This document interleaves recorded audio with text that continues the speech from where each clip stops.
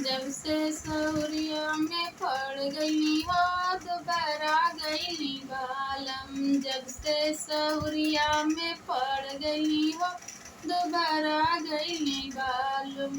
कह तू तये धन अम्मा बोलती, कह तू तये धन अम्मा बोलती। चुप रहा चाप रहा दूर कर हो दोबारा गई बाल। चुप रहा चाप रहा दूर कर हो दोबारा गई बाल।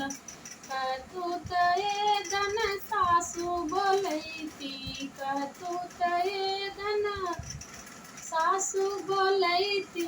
चट कर पट मोटर कार कर हो दोबारा गई बाल। चट कर पट मोटर कार कर हो दोबारा गई बाल।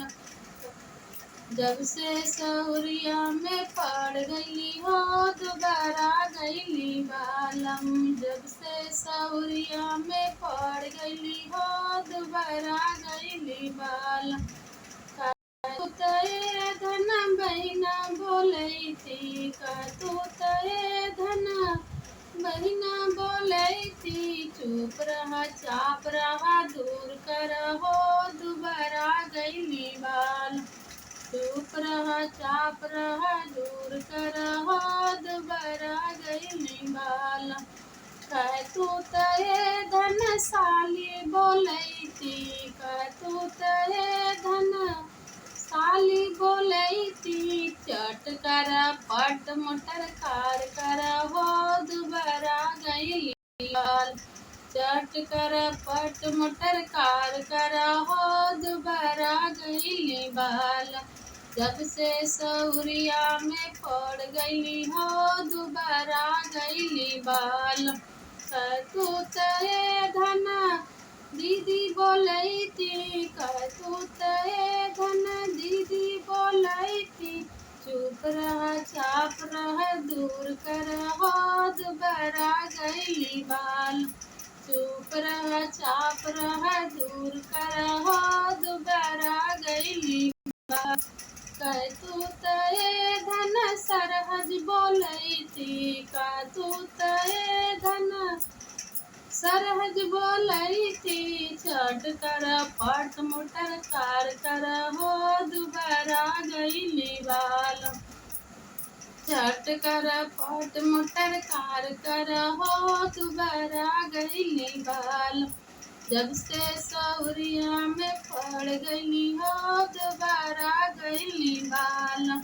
कह तू तये धन दीदी बोलती, कह तू तये धन दीदी बोलती। चुप रहा चाप रहा दूर कर हो दोबारा गई बाल।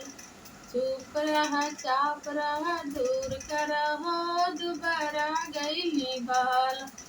कह तू तये धन सड़ुआइन बोलती, कह तू तये धन सड़ुआइन बोलती। चट कर पट मोटर कार कर हो दोबारा गई बाल। चट कर पट मोटर कार कर हो दोबारा गई बाल। जब से सौरिया में पड़ गई हो दोबारा गई बाल। कह तू तये धन कह तू तये धन भैया बोलती, कह तू तये धन भैया बोलती।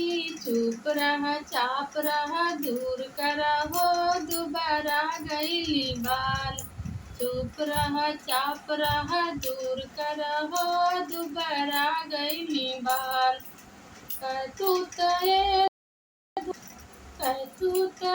धन साला बोलती, कह तू तये धन साला बोलती। चट कर पट मोटर कार कर हो दोबारा गई बालम। चट कर पट मोटर कार कर हो दोबारा गई बाल।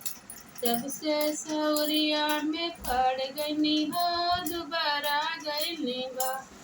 जब से सौरिया में बिगड़ गईली हो, दुबारा गईली बा।